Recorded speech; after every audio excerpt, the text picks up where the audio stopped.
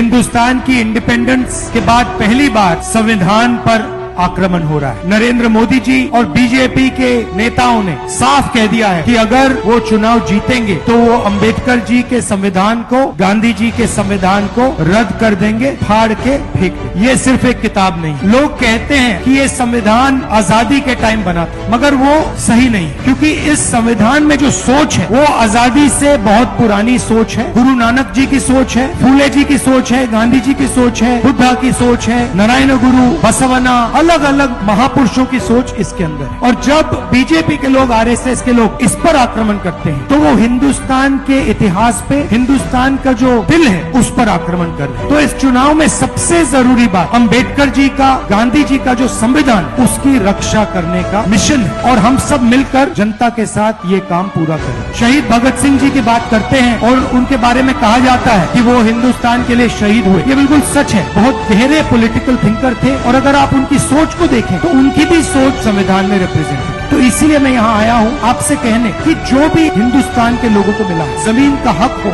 Reservation हो, public sector हो, इस किताब के माध्यम से, और आज बीजेपी के लोग खुलकर इस पर आक्रमण कर रहे हैं।